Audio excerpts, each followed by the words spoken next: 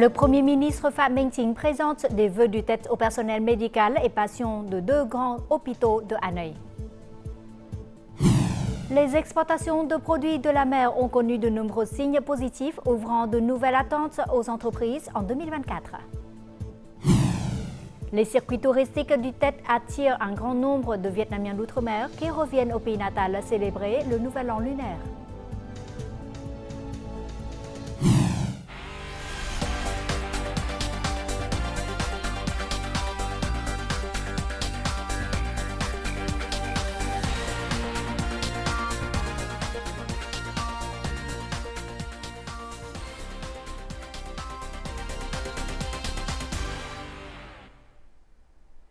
Mesdames et messieurs, bonjour. Bienvenue au journal francophone.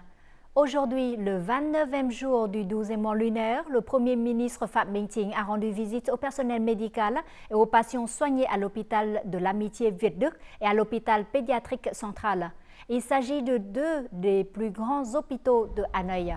Le 29e jour du Tết est le moment où tout le monde se hâte de retrouver sa famille.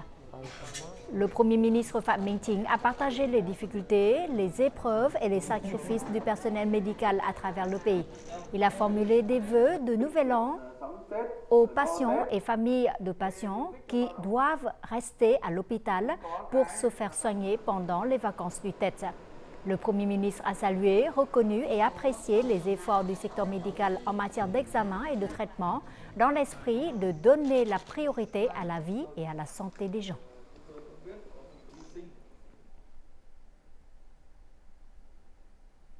À l'occasion du Tết du Dragon 2024, le président de l'Assemblée nationale, Vương Đình Huệ, a visité et présenté ses vœux du Nouvel An lunaire aux forces de sécurité publique de la province centrale de Nghệ An, soulignant que Nghệ An est la plus grande province du pays et occupe une position stratégique en termes de sécurité et d'ordre.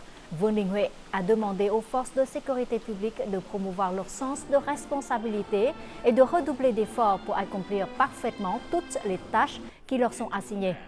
Parmi les tâches prioritaires, mettre en œuvre sérieusement la résolution du comité central du parti sur la stratégie nationale de sauvegarde dans le nouveau contexte. Le président de l'Assemblée nationale a également demandé de poursuivre la lutte contre la criminalité, de maintenir le rôle central de la force dans le développement du mouvement « Tous les peuples protègent la sécurité de la patrie » et de renforcer la sécurité sociale et les soins aux personnes défavorisées. En 2023, les exportations vietnamiennes de produits de la mer ont été confrontées à de nombreuses difficultés sur le marché des importations, aux barrières commerciales ou aux problèmes du carton jaune INN.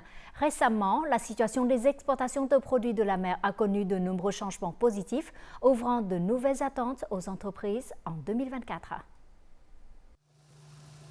Après une forte baisse l'année dernière, les exportations de produits de la mer ont atteint 730 millions de dollars en janvier de cette année, soit une augmentation de plus de 60% par rapport à la même période de l'année dernière.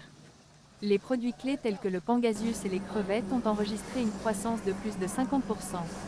Ce résultat montre des signes d'optimisme sur les marchés d'importation. Les stocks des principaux marchés tels que la Chine, l'UE et les États-Unis seront épuisés au premier semestre. Puis, les prix à l'exportation augmenteront, soutenant les exportations de produits de la mer. La demande de commandes en provenance d'autres pays a de nouveau augmenté, notamment lors des fêtes de fin d'année. Les entreprises visent également à accroître leur part de marché sur des marchés réguliers.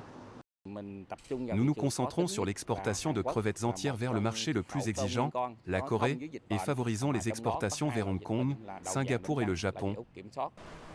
Les entreprises tentent de diversifier les marchés de consommation de produits en investissant dans des machines et des technologies modernes en matière de conservation et de transformation préliminaire. Pour ce produit 4 étoiles, l'usine utilise des équipements et des technologies très modernes, comme l'application de la technologie japonaise pour mieux préserver la qualité des produits de la pêche. Cela nous aide à avoir des produits finis de qualité. Les efforts des entreprises pour élargir le marché, améliorer la compétitivité des produits de la mer vietnamiens ainsi que la possibilité de supprimer le carton jaune aideront cette industrie à revenir dans la course à l'exportation. Récemment, le Premier ministre a publié un télégramme visant à assurer un approvisionnement adéquat en essence, en pétrole et en électricité pour répondre aux besoins de la production, des affaires et de la consommation pendant le nouvel an lunaire et tout au long de 2024. Le ministère de l'Industrie et du Commerce s'est coordonné avec les ministères et entreprises concernés pour proposer de nombreuses solutions à mettre en œuvre. Cette année, l'offre de pétrole pour la production et la consommation est estimée à plus de 28 millions de M3 tonnes de tout type, soit une hausse de 10% par rapport à l'année dernière. Le ministère de l'Industrie et du Commerce a alloué l'ensemble des ressources pétrolières aux entreprises clés, en fonction de la situation du marché et des besoins de production et de consommation de la population. Actuellement, de nombreuses entreprises ont assuré de manière leur approvisionnement pour toute l'année 2024. Nous avons signé des contrats à long terme avec des raffineries de pétrole nationales et des partenaires étrangers, atteignant 70% de la demande de Petrolimex pour toute l'année 2024. Pour répondre à la demande accrue pendant et après le thé, nous avons préparé une augmentation des sources de matières premières de 20% par rapport à 2023. Concernant le fonctionnement du système électrique et la stabilisation de l'alimentation électrique pendant et après le thé, le Centre national de répartition du système électrique a préparé un plan pour exploiter la source et le réseau en fonction de la situation. Selon les prévisions, pendant les vacances du thé, la capacité de charge nationale pourrait diminuer de 14 700 MW à 17 500 MW, ce qui équivaut à 2/3 par rapport aux jours normaux. Ainsi, pour garantir un fonctionnement sur du système électrique national, de nombreuses solutions ont été mises en œuvre. Selon nos estimations, la production d'électricité pendant les jours du thé n'est que d'environ 55 à 60% par rapport aux jours normaux. La source d'énergie excédentaire nous a obligés à arrêter la redondance des unités de production du système et à assurer l'alimentation électrique. Selon les exigences, pendant les vacances du thé, les points de vente de produits pétroliers maintiendront des activités de vente régulières et continues. Le secteur de l'électricité a mis en œuvre des plans visant à garantir un approvisionnement en électricité sûr, à prévenir les incendies et les explosions, ainsi qu'à préparer des ressources humaines, des véhicules et des équipements 24 heures sur 24 et 7 jours sur 7, pour être prêts à faire face en cas de problème. Notre journal continue avec les taux de change et l'indice de la bourse du Vietnam.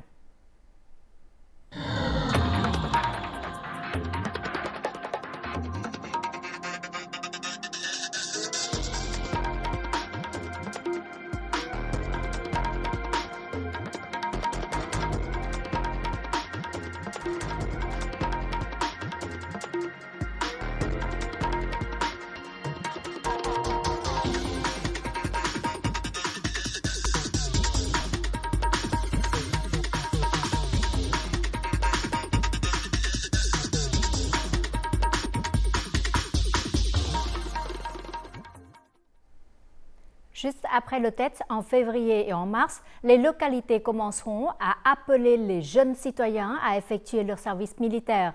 Ces jours-ci, les jeunes déjà admis au service militaire en 2024 passent un Tet en famille avant de rejoindre l'armée. Reportage dans la province de Dong Nai au sud. Après les vacances du Nouvel An lunaire, ce jeune homme rejoindra l'armée. Travaillant pour une entreprise avec un salaire assez stable, mais avec la volonté de protéger la patrie. Avec les encouragements de sa famille, lui s'est porté volontaire pour rejoindre l'armée. Je suis conscient que faire le service militaire n'est pas seulement une responsabilité de citoyen mais aussi un honneur. Je suis fier de contribuer à la défense nationale par mon intelligence et ma force. Cette année, la ville de Bien Hoa compte près de 500 jeunes qui rejoindront l'armée après le Tet. La moitié d'entre eux possèdent un diplôme collégial ou universitaire. Les activités de recrutement militaire sont effectuées sous de nombreuses formes. Dans le même temps, la localité met en œuvre de bonnes mesures pour encourager et soutenir les familles de jeunes soldats. Nous nous concentrons sur la réalisation de bonnes activités en collaboration avec les autorités des quartiers et des communes pour mener à bien le recrutement militaire. La sensibilisation auprès des jeunes et de leurs familles est très importante. Le printemps est arrivé. C'est le moment pour les jeunes de rejoindre l'armée et de se lancer résolument dans la mission de construction et de protection de la patrie. Le nombre de passagers transitant à l'aéroport international de Tân Sơn Nhất à Ho Chi Minh Ville enregistre un record de passagers à l'occasion du Tết du Dragon. Le 7 février, soit le 28e jour du Tết, cet aéroport a accueilli près de 135 000 passagers. En une seule journée, plus de 900 vols domestiques et internationaux ont été desservis. Les comptoirs d'enregistrement, la zone de contrôle de sécurité et la salle d'embarquement sont très fréquentés, mais il n'y a pas de congestion. Selon l'administration nationale du tourisme du Vietnam, rien qu'en janvier, le secteur touristique a enregistré environ 3,2 millions de visiteurs, soit une augmentation de 6,6% par rapport à la même période en 2023. Le nouvel an lunaire de cette année a vu une forte augmentation du nombre de visiteurs qui sont les Vietnamiens d'outre-mer rentrant au pays natal célébrer le Tết. C'est un bon signe qui créera une dynamique pour l'industrie du tourisme en 2024. Thảo My étudie dans la ville de Vladivostok en Russie. Cette année, elle retourne au Vietnam pour célébrer le nouvel an lunaire. Thảo My profite du temps pour faire des voyages au Vietnam avec ses amis et ses proches. Cette fois-ci, en plus de rendre visite à ma famille et profiter de l'atmosphère du Nouvel An lunaire au Vietnam, je vais voyager du nord au sud pour en apprendre davantage sur la culture, l'histoire et les traditions du Vietnam. Alors, je me suis inscrite à un circuit touristique. Je souhaite contribuer à faire découvrir la beauté et la riche culturelle du Vietnam à mes amis étrangers. Selon de nombreuses agences de voyage, le nombre de Vietnamiens d'outre-mer désireux de voyager dans le pays natal à l'occasion du Tết a augmenté de 70 à 80%. Par conséquent, de nombreux nouveaux produits touristiques sont proposés à ce groupe de clients. De plus en plus de jeunes Vietnamiens d'outre-mer sont retournés au Vietnam ces dernières années, mais leur nombre ne représente qu'environ 20 à 25% du total. En 2023 et 2024, le nombre de jeunes Vietnamiens d'outre-mer était égal à celui des Vietnamiens d'outre-mer d'âge moyen. Ces derniers préfèrent des circuits liés à leur origine. Quant aux jeunes, ils sont très intéressés par les services expérientiels tels que le trekking ou le tourisme de villégiature dans les complexes 4 à 5 étoiles. Selon les experts, l'augmentation du nombre de Vietnamiens d'outre-mer revenant au Vietnam pour voyager pendant le Tết est un bon signe pour le tourisme vietnamien en 2024. L'augmentation soudaine du nombre de touristes pendant le Tết est un bon signe pour le tourisme vietnamien. En outre, le retour nombreux des Vietnamiens d'outre-mer est non seulement important pour le tourisme, mais aussi pour toute l'économie, car les envois de fonds par la diaspora vietnamienne constituent une source de devises très importante. L'industrie touristique du Vietnam a obtenu des performances impressionnantes dès le début de 2024. On espère que le Vietnam disposera de plus en plus de produits et de services touristiques destinés aux Vietnamiens d'outre-mer, surtout les jeunes souhaitant revenir et découvrir le pays natal. Pour les Vietnamiens, le giò chả au pâté de porc est un plat emblématique. Depuis longtemps, les familles préparent ce plat pour les grandes occasions comme les repas du Tết. Le village de Ước Lễ dans le district de Thanh Oai en banlieue de Hanoï est connu pour la fabrication de giò et chả depuis près de 500 ans. Ces jours-ci, tous les foyers du village se dépêchent de répondre aux commandes pour le Tết. Il semble que toute l'année, le village de Ước Lễ est submergé par les saveurs de giò et chả. Cependant, les foyers de fabrication de ce plat traditionnel semblent encore plus affairés à l'arrivée du Tết. Avant et après le Tết, nous recevons un grand nombre de commandes de giò et chả faits à la main. C'est un métier traditionnel transmis de génération en génération. Il faut être en bonne santé car les pilons en bois sont très lourds. Cet atelier a remplacé les pilons par des machines pour augmenter la productivité. Cependant, la saveur traditionnelle du produit est préservée. À l'occasion du Tết, cet atelier fournit sur le marché environ 200 kg de giò et chả. Nous travaillons jusqu'au dernier jour de l'année lunaire parce que le giò et le chả est un plat indispensable pour le Tết. Nous avons très peu de temps pour décorer la maison et faire les courses pour les achats du Tết. Lors du Tết, nous devons nous lever à 3 heures du matin et nous coucher à minuit. Je n'ai que 3 heures de pause par jour. Que ce soit le tête ou non, la fabrication de giò et cha doit être très minutieuse pour garder les saveurs typiques de ces mets. Les habitants de Uoc Lễ sont fiers d'avoir perpétué ce métier ancestral. La marque commerciale giò cha de Uoc Lễ contribue à préserver l'identité de la gastronomie vietnamienne. Ouverture aujourd'hui de la rue florale Nguyễn Huệ pour l'année du Dragon 2024. Cette rue se transforme en une grande exposition d'œuvres d'art, de fleurs fraîches, de plantes ornementales et de miniatures, de statues imprégnées de l'identité culturelle nationale et de l'ère du temps. Il s'agit d'un projet culturel de Ho Chi Minh Ville à chaque nouvel an lunaire. La rue des Fleurs Nguyễn Huệ est un point culminant de l'espace culturel du nouvel an lunaire de Ho Chi Minh Ville, dans l'espoir d'attirer un grand nombre de visiteurs. Cette année, l'espace est aussi orné d'arrangements floraux artistiques provenant d'agences consulaires de 11 pays de Ho Chi Minh Ville, dont l'Angleterre, l'Inde, les États-Unis, le Pays-Bas, le Japon, la Thaïlande et la Chine. Un grand spectacle de lumière de drone qui devrait établir un record en Asie du Sud-Est aura lieu demain au bord du lac de l'Ouest de Hanoï, dans la nuit du réveillon. La répétition finale a eu lieu avec succès le 7 février. Ce spectacle, avec la participation de 2024 drones, est organisé par le comité populaire de l'arrondissement de Tây Hồ, le groupe national pétrolier et gazier du Vietnam Petro-Vietnam et la banque vietnamienne PVcombank pour célébrer la nouvelle année. Le spectacle du réveillon sera suivi de feux d'artifice. L'événement présente le plus grand nombre de drones pour une telle performance en Asie du Sud-Est.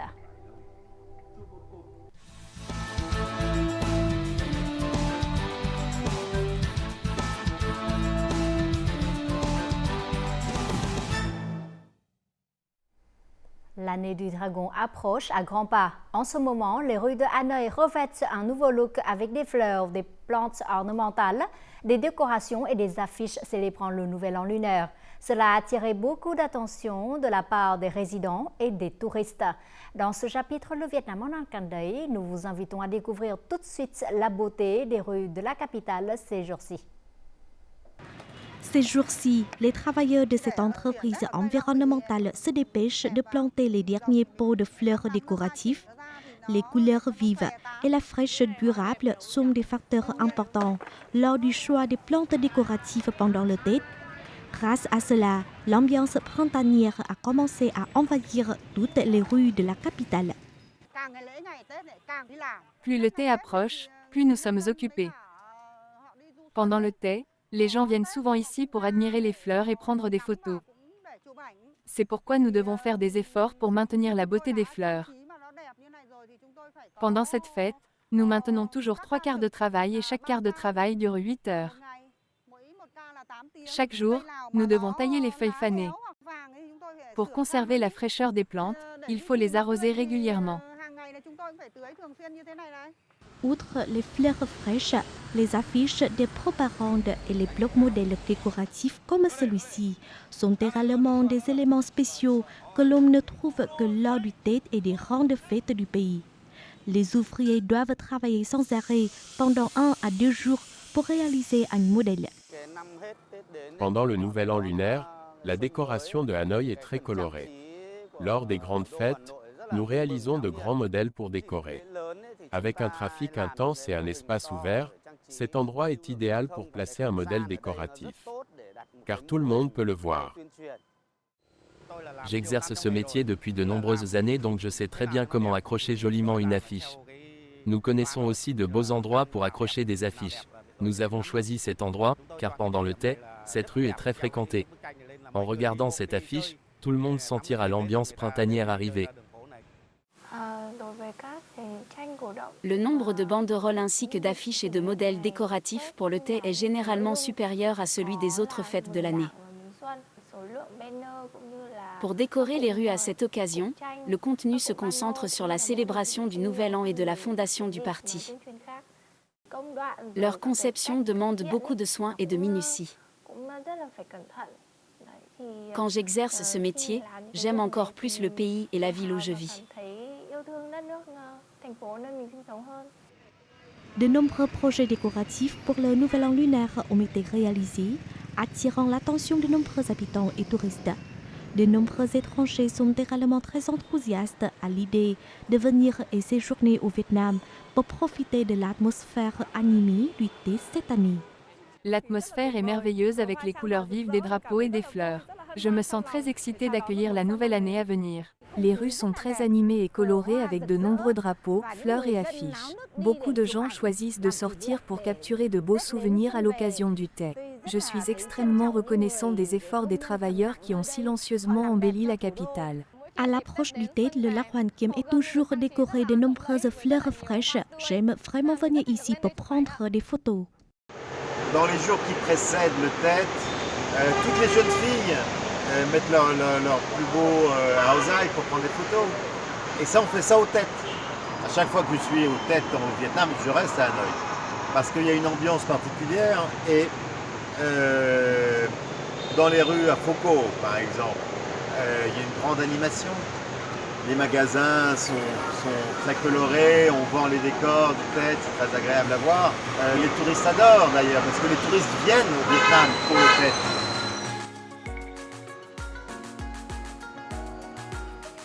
Outre les espaces publics, l'ambiance festive est plus animée que jamais dans les rues spécialisées dans la vente de décorations. Ces rues sont maintenant envahies de rouge, la couleur du thé, qui symbolise la richesse, le bonheur et la chance.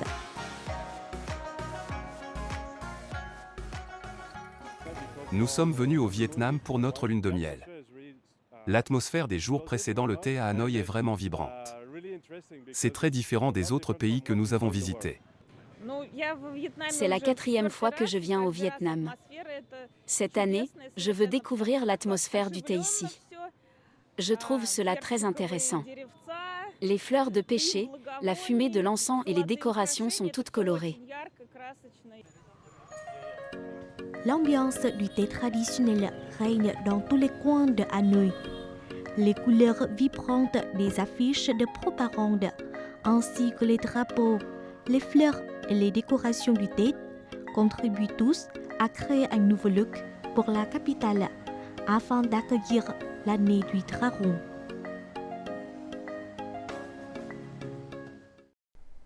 En fin du journal, découvrons tout de suite les prévisions météo.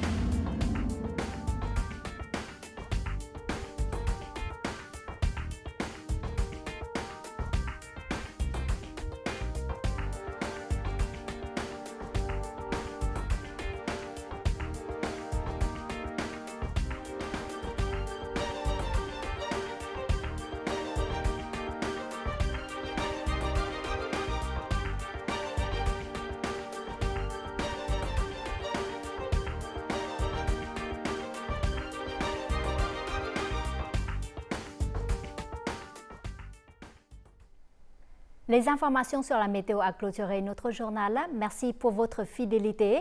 Afin de regarder en ligne les émissions de VTV4, veuillez consulter le site web apparu sur l'écran. Et au nom de toute l'équipe, on vous souhaite une très bonne année du dragon, santé et bonheur.